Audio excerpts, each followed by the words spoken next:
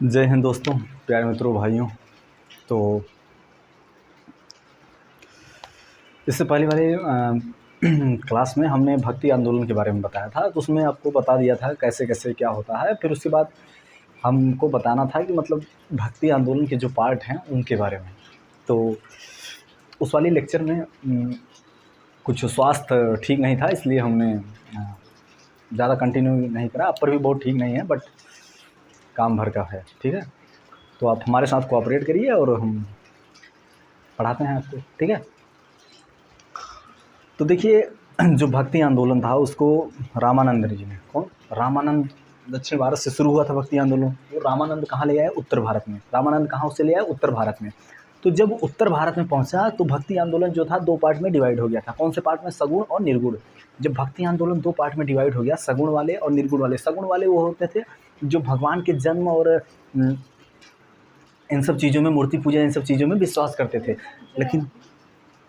लेकिन ये जो क्या बोलते हैं निर्गुण वाले थे, ये सब ऐसा नहीं मानते थे। वो मानते थे कि भाई साहब जो भगवान है वो कण-कण में व्याप्त है, हर जगह है, कोई उसका परमानेंट अस्तित्व नहीं है कि यहाँ जाइए आपको यहाँ से भगवान की प्राप्ति होगी। ऐसा कोई बाउंडेशन नहीं था निर्गुण वाले भक्ति में। तो फिर जो सगुण वाले थे उसमें जैसे राम भगवान का जन्म अयोध्या में हुआ था और भगवान कृष्ण का मथुरा में, तो ये दो पार्ट में डिवाइड हो गया। एक हो राम भक्त हो गए और दूसरा कृष्ण भक्त हो गए। तो देखते हैं। तो बस नॉर्मल है, आप सभी इन सब के बारे में फैमिलियर होंगे, जानते ही होंगे, बस थोड़ा थोड़ा जान लीजिएगा। बाकी तो पहले भक्ति आंदोलन है भैया, भक्ति आंदोलन, ठीक है। तो भक्ति आंदोलन दक्षिण भारत में से उत्तर भारत में जब आया तो इसकी दो ब्रांचेज हो गई। पहला सगुण हो गया, दूसरा हो गया भैया निर्गुण। निर्गुण तो अब सगुण के जो हैं ये सब मानते थे कि भाई साहब भगवान का जन्म हुआ था, उनकी मृत्यु हुई थी, उन्हें मोक्ष की प्राप्ति हुई थी, स्वर्ग मिला था, ऐसे ऐसे इन सब चीज़ों में। ये सब ऐसा कुछ नहीं मानते हैं। ये मानते हैं कि भाई साहब जो भगवान का अस्तित्व है वो हर जगह व्याप्त है। भगवान जैसे एनर्जी होता है, energy can neither be created not destroyed, उसी तरह भगवान का कोई परमानेंट अस्तित्व नहीं होता। नहीं घर होता है कि भाई साहब वहाँ जाओ, आपसे भगवान अपॉइंटमेंट लो, मिल जाएंगे भगवान, ऐसा कुछ नहीं होता है। भगवान की आस्था दोनों लोग करते हैं, सब अपने अपने तरीके से करते हैं। आप हमारा अपना तरीका होगा कुछ, आपका अपना तरीका होगा कुछ भगवान को मानने का। कुछ लोग हैं भगवान को मानते ही नहीं हैं। तो दुनिया में बहुत सारे लोग हैं, बहुत सारे डाइवर्सिटीज़ हैं, जिसका सबका अपना अपना मत है, विश्वास है, उसी हिसाब से दुनिया चल रही है, ठीक है। बट हाँ, एक चीज़ और हम बताना पाएंगे। देखिए, साइंस जो कहते हैं मान लो भगवान नहीं है, उनके बारे में देखिए, साइंस ने जो हमारा जो विज्ञान है उसने आज तक ऐसा कोई इन्वेंट नहीं किया, आविष्कार नहीं किया जिसको ऑपरेट करने के लिए किसी की ज़रूरत ना पड़े। ऐसा कोई चीज़ बना है? जैसे मान लो मोबाइल बना है भाई साहब, उसको कोई ऑपरेट करता है। बाइक बनी है, बाइक को कोई ऑपरेट करता है, और बहुत सारी चीज़ें हैं। तो क्या ऐसा भी कोई चीज़ साइंस बना पाया है जिसे ऑपरेट ना करना पड़े, वो स्वतः ऑपरेट हो और चलती रहे? ऐसा नहीं है, कहाँ बना पाए। अब भाई साहब वहाँ से थोड़ा लॉजिक लो। जब साइंस इतना डेवलप है और ऐसी कोई चीज़ नहीं बना पाया है, तो ये जो यूनिवर्स पूरा चल रहा है, यूनिवर्स जो पूरा चल रहा है, जो लोगों का सामंजस्य से लोग रह रहे हैं, आ रहे हैं, जा रहे हैं, और ये जो प्रोसेस चल रहा है बरसात, ठंडी, गर्मी का, ये सब जो सूर्योदय, सूर्यास्त, रात दिन का, ये सब जो प्रोसेस चल रहा है, पृथ्वी चक्कर लगा रही है सूर्य, इन सब चीज़ों का, तो भाई साहब इसके लिए भी तो कोई ऑपरेटर चाहिए जो ऑपरेट करता हो। तो जो शक्ति ऑपरेट करती है, जो पावर ऑपरेट करती है, जो एनर्जी ऑपरेट करती है, दैट इज़ गॉड। बस सिंपल है। तो अब सगुण वाले में भाई साहब दो लोग थे, पहला राम भक्त, दूसरा राम भक्त, और दूसरा है कृष्ण भक्त। कृष्ण भक्त आजकल देखो, ये जो राम भक्त हैं और कृष्ण भक्त हैं, ये हमारे आज, हम प्रत्यक्ष रूप से किसी को नहीं कह रहे हैं, ये हमारे आज पॉलिटिक्स में उतार दिया गया है। भगवान राम इस पार्टी के, भगवान कृष्ण इसके। इस पार्टी के जो करता धरता हैं वो सब भगवान राम को पूजा कर रहे हैं, और दूसरी पार्टी जो है वो कहती है कि भाई साहब हम कृष्ण भगवान के समर्थक हैं। तो देखो, ये हम प्रत्यक्ष किसी पार्टी को नहीं कर रहे हैं, बट इतनी गंदी चीज़ें पॉलिटिक्स में इन्वॉल्व की जा रही है, जो भगवान, धर्म, इन सब चीज़ों को। अरे आजकल जो लीगल मुद्दा है उस पर कोई बात ही नहीं कर रहा है, ठीक है। तो उस समय सगुण भक्ति में ये इसलिए हम बता दिए कि भाई साहब वहाँ डिवीज़न हुआ था राम भक्तों का और कृष्ण भक्तों का, वहाँ भक्ति के लिए डिवीज़न हुआ था, यहाँ पॉलिटिक्स के लिए डिवीज़न हो जा रहा है। भगवान, आप उसके भगवान हो, हम आप ये हमारे भगवान हैं। तो ऐसा कुछ नहीं है, भगवान सब जगह हैं, सब हर पार्टी को इक्वल समर्थन देते हैं। ठीक है। तो जो राम भक्त हैं उसमें राम भक्त में आ गए आपके रामानंद आ गए, जो कि सबसे पहले दक्षिण भारत से ले आए थे रामानंद। फिर आ गए भैया कौन आ गया, रामानुजाचार्य, रामानुजाचार्य आ गए। फिर उसके बाद आपके आ गए तुलसीदास, जो कि इतने बड़े तुलसी दोहा इन सब का बहुत मस्त है, बहुत अच्छा लगता है। अगर आप को रिमेंबर होगा, याद होगा तो आप अच्छा लगता है बड़ा। हमको कोई याद नहीं है वरना आपको सुनाते हैं, ठीक है। सॉरी। तो रामानंद, रामानुजा, तुलसीदास और बहुत सारे थे, हम अभी नाम रिकॉल नहीं कर पा रहे हैं, आप लोग देख लीजिएगा, ठीक है। तो रामानंद ने क्या किया था भाई साहब कि ये उत्तर भारत से दक्षिण भारत से उत्तर भारत में लाए थे जो भक्ति आंदोलन है। रामानुजाचार्य वो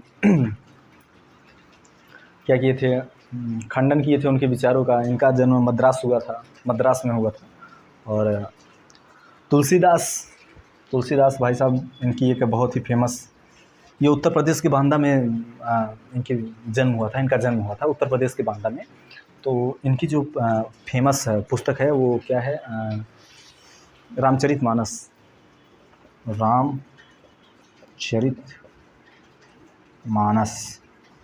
ठीक है, रामचरितमानस।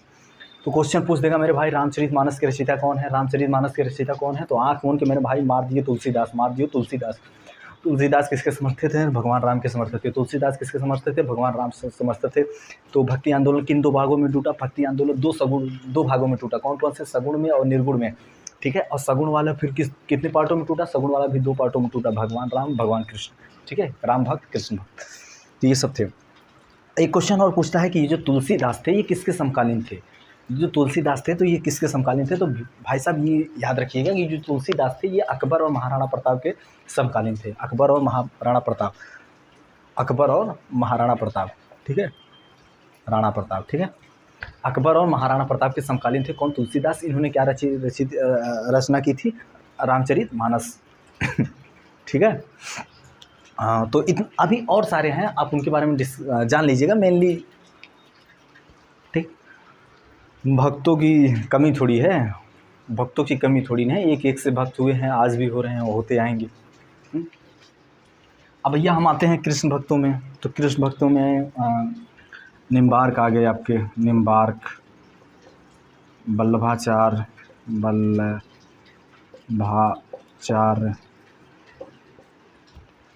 विट्ठल स्वामी,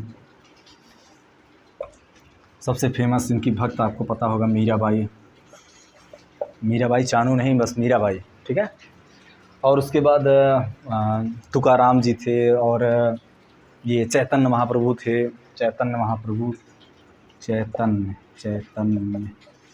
महाप्रभु है, तुकाराम, तो ये सब लोग थे, ठीक है।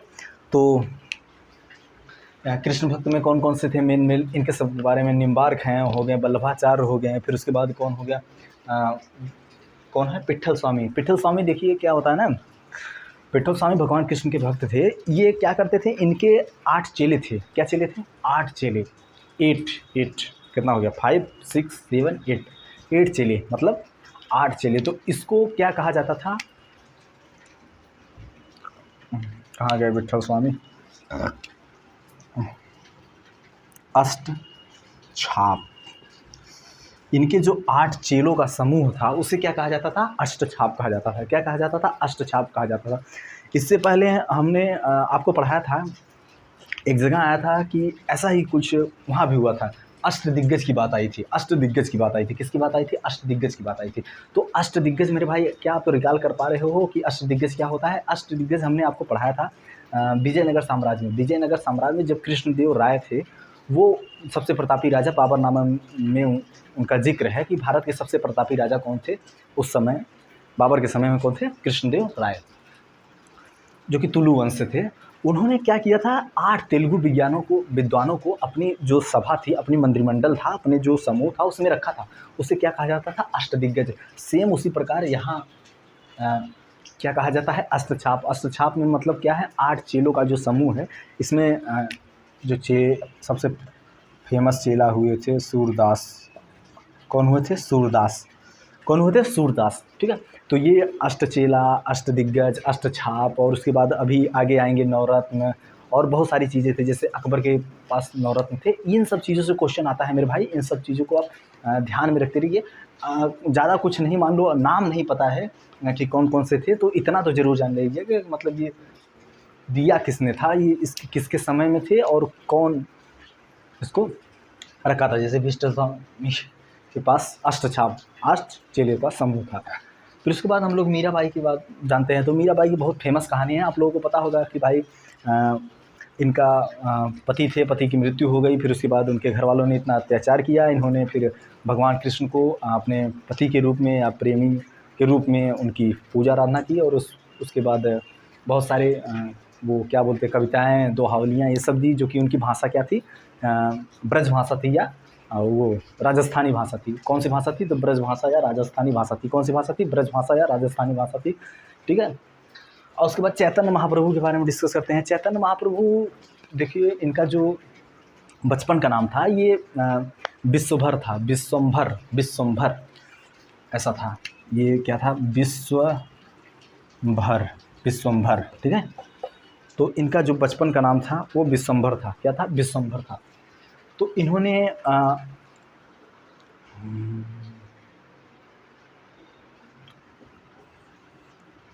गोसाई संघ की स्थापना की थी। इनका जो चैतन्य महाप्रभु हैं, इनके बारे में अगर आप सुना होगा, नहीं तो गूगल कर लीजिएगा, बहुत सारी इन्फॉर्मेशन आपको मिल जाएंगी। ठीक है। तो चैतन्य महाप्रभु कौन थे? ये इनका जो बचपन का नाम था विश्वम्भर था। फिर उसके बाद ये क्या करते थे? गोसाई संघ की इन्होंने स्थापना की थी। और सबसे जो बड़ी बात और सबसे पूछी जाने वाली बात ये है कि इन्होंने जो है हरि कीर्तन या सकीर्तन या हरि कीर्तन का जो बोलते हैं ना, हरे रामा हरे कृष्णा, गाँवों में देखते हैं काफ़ी लोग बड़े प्रेम से होता है, बड़े श्रद्धापूर्वक सब कहते हैं, लोग कहते हैं, जाते हैं, बैठते हैं। पूजा पाठ लगभग 24 घंटे का होता है। एक बार बोलना स्टार्ट करते हैं तो पूरा 24 घंटे तक वो सब बोलते रहते हैं कंटिन्यूट, कहीं बीच में गैप नहीं होना चाहिए, ऐसा मानना है हरि कीर्तन का। फिर उसके बाद जब ख़त्म होता है तो प्रसाद वितरण भी होता है, भंडारा भी होता है। तो ये सब आप लोग विलेज के हैं, फैमिलियर तो होंगे ही इससे। तो शुरुआत किसने की थी? चैतन्य महाप्रभु ने। फिर उसके बाद ये तो हो गया भैया कृष्ण के। अब हम लोग डिस्कस करते हैं, ये तो सगुड़ वाले हो गए, निपट गए सब। बहुत सारे हैं अभी इनके। देखिए जो रामानंद के 2 चेले थे, कौन था? एक को धन्ना जी थे। और फिर उसके बाद कौन थे? रैदास, जो कि चमार जाति से थे। और उसके बाद वो मोची का काम करके अपना जीव को उपार्जन करते थे। उन्हें संतों का संत भी कहा जाता है। और उसके बाद बहुत सारे और संत भी आए थे इन राम भक्त में, और उसके बाद ये जो क्या बोलते हैं कृष्ण भक्त में। अब हम लोग डिस्कस करते हैं किसके बारे में? निर्गुण वाले में। तो निर्गुण को भी 2 पार्टों में डिवाइड कर दिया गया था, पहला संत और दूसरा सूफी। हम इन दोनों को कंबाइन करके देखते हैं। तो हम लोग डिस्कस करते हैं संत और सूफी। तो संत के बारे में सबसे पहले किसके बारे में डिस्कस करते हैं? ये गुरु नानक के बारे में ही डिस्कस कर लेते हैं। गुरु नानक, देखिए गुरु नानक का जो जन्म हुआ था जब भारत और पाकिस्तान का बंटवारा नहीं हुआ था, जब पाकिस्तान पूरा एक में था, मतलब पूरा अखंड भारत का जो था, तो पार्टीशन वाला जो हिस्सा था उसमें इनका जन्म हुआ था। मतलब जो कंबाइन वाला, जो अब पाकिस्तान पंजाब प्रांत में, तो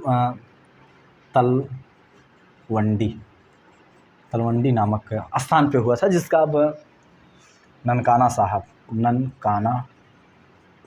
साहब, जिसका प्रेजेंट नाम क्या है? ननकाना साहब। पहले इसका इनका जन्म कहाँ हुआ था? तलवंडी में हुआ था, तलवंडी में हुआ था। फिर उसके बाद इनका जो प्रेजेंट नाम है वो क्या है? अरे मतलब इस जगह का जो प्रेजेंट नाम है वो क्या है? ननकाना साहिब है, ननकाना साहिब है। और ये बाबा फरीद फरीद के विचारों से जो है प्रभावित थे, बाबा फरीद के विचारों से प्रभावित थे। और उसके बाद इन्होंने बहुत सारी अपने मतलब सिख धर्म को आगे बढ़ाने की और बहुत धार्मिक विचारों को मान्यता दिया, आगे बढ़ाया। उनका जन्म कहाँ हुआ था? तलवंडी में हुआ था। और उसके बाद उसका नाम कहाँ है? ननकाना साहिब है। उसके बाद ये बाबा फरीद के मतलब विचारों से प्रभावित थे। फिर उसका इनके बाद करतारपुर में इन्होंने अपनी अंतिम सांस ली। करतारपुर में इन्होंने अपनी अंतिम सांस ली, अर्थात करतारपुर में इनकी मृत्यु हो गई। जन्म कहाँ हुआ था? तलवंडी में, जो कि अब प्रेजेंट नाम क्या है? ननकाना साहब है। और ये बाबा फरीद के क्या थे? चेले थे, मतलब उनके विचारों से प्रभावित थे। एक प्रकार से चेला ही कर सकते हो, जब आप किसी के विचारों से प्रभावित हो, आप उसे अपना आइडियल मानते हो, तो मतलब। फिर उसके बाद करतारपुर में इनका निधन हो गया। फिर उसके बाद आगे चलते हैं।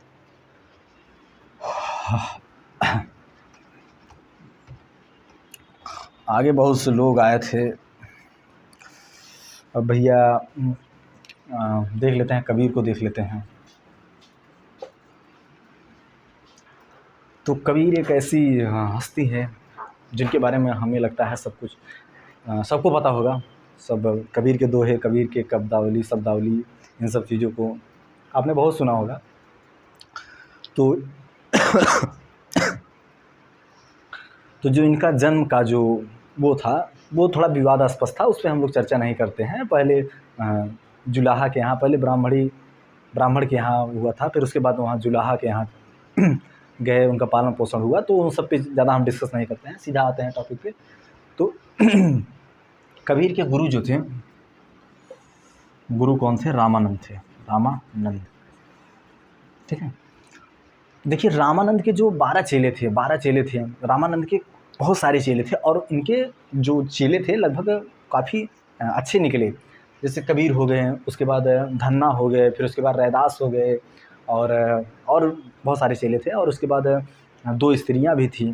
तो इनके जो चेले थे वो काफ़ी अच्छा मतलब ये शिक्षा देते थे। मतलब गुरु का मतलब यही होता है कि भाई साहब, आपके जो स्टूडेंट्स हैं, आपके जो शिक्षार्थी हैं, वो अपनी फील्ड में काफ़ी अच्छा करें। आप तो इससे पता चलता है कि भाई साहब आपका जो नॉलेज का जो देने का स्टाइल है वो काफ़ी बेटर है, तभी सब। तो इनके जो गुरु थे, कबीर के गुरु थे रामानंद। ये क्वेश्चन पूछ सकता है, कबीर के गुरु कौन थे? रामानंद थे। कबीर के गुरु रामानंद थे। कबीर का जन्म वाराणसी में हुआ था। ये सब विवाद में था। कुछ लोग अलग बताते हैं, कुछ लोग अलग बताते हैं। लेकिन जो कबीर थे, ये राम रहीम सब को एक करके एक भगवान को मानते थे। मतलब भगवान को, मतलब एक शक्ति को मानते थे, उसका कोई नाम नहीं है।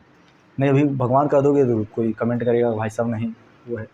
तो यहाँ आप समझिए, मतलब एक थीम समझिए, एक जैसे आइडियल मानते थे वो, उसका कोई नाम नहीं था। ये सब राम रहीम रहमान, ये सब क्यों चल रहे थे। तो गुरु क्या है इनके? रामानंद हैं। और उनके शिष्य कौन हुए? शिष्य हैं दादू दयाल। इनके शिष्य हुए भाई साहब दादू दयाल क्या है? ये इनको अकबर ने फतेहपुर सिकरी में बुलाया था कि भाई साहब आइए, आप कुछ अपना उपदेश दीजिए। जाहिर सी बात है, अकबर देखिए थोड़ा था तो मुस्लिम, लेकिन जो उनकी रानी थी कौन थी? अरे यार, जोधाबाई। तो वो थोड़ा हिंदू थी, थोड़ा नहीं पूरा हिंदू थी भाई। तो वो हिंदू थी, तो उन्हीं की विचारों से जो अकबर था वो चलता था, कुछ बातें मानता था। और इसीलिए उन्होंने जो धर्म का था, और हिंदू मुस्लिम में बहुत ज़्यादा भेदभाव नहीं किया, समाज के हित के लिए कार्य किया। ठीक है, तो इनके शिष्य गुरु कौन थे? रामानंद थे। शिष्य के थे दादू दयाल थे। शिष्य कौन था? दादू दयाल थे। फिर उसके बाद इनका एक शिष्य था धर्मदास। उसकी एक रचना थी कौन सी? बीजक, जिसमें इनका जो है पूरा वो मिलता है जो इन्होंने लिखा है। इसको 3 पार्ट में, साखी, शबद, रामायणी, साखी शबद रामायणी। तो साखी शबद रामायणी में कबीरदास की जो कविताएं हैं, कब्दावलियाँ हैं, जो इनकी भाषा जो थी ब्रज भाषा थी, अवधी भाषा और राजस्थानी भाषा, इन सब चीज़ों को मिला के ये अपना बनाया करते थे। तो बहुत सारे इनके फेमस दोहे हैं जिनके बारे में आप जानते होंगे, सुने होंगे। और आगे बहुत से संत हैं, बस आप देखिएगा। और एग्ज़ाम में अगर देखिए है तो बहुत सिलेबस बहुत सारा लंबा चौड़ा, कितने लोगों के बारे में आप जानोगे, तो आप पेपर उठाइएगा और देखिएगा, जिसके बारे में अगर पूछा गया है उसके बारे में पढ़ते हैं, नहीं पढ़ छोड़ देते हैं। क्योंकि कितना भाई साहब हिस्ट्री बहुत बड़ी है, हिस्ट्री बहुत बड़ी है, कितना पढ़ोगे आप। तो अब इसके बाद का जो चैप्टर चलेगा वो काफ़ी इम्पोर्टेंट है, काफ़ी दमदार है, जो कि है हमारा मुग़ल का पीरियड। अब हम लोग दिल्ली सल्तनत से अब मुग़ल वाले में चलते हैं। तो मुग़ल वाले से काफ़ी क्वेश्चन, अब धीरे धीरे जिस तरह हम लोग आधुनिक की तरफ बढ़ेंगे, number of questions in the examination must be larger as compare to the past classes, ठीक है। तो हम लोग जो आगे बढ़ेंगे उधर से क्वेश्चन जो पॉसिबिलिटीज़ हैं वो ज़्यादा आती हैं एज़ कम्पेयर टू तो जो पिछले जो हमने पढ़ा है, प्राग ऐतिहासिक काल, ऐतिहासिक काल, ठीक है, आद्य ऐतिहासिक काल, इन सब चीज़ों के बारे में। तो उम्मीद करते हैं आपको समझ में आया होगा। तो मिलते हैं नेक्स्ट वीडियो में, और स्वास्थ्य को बनाए रखिए। जय हिंद, जय भारत।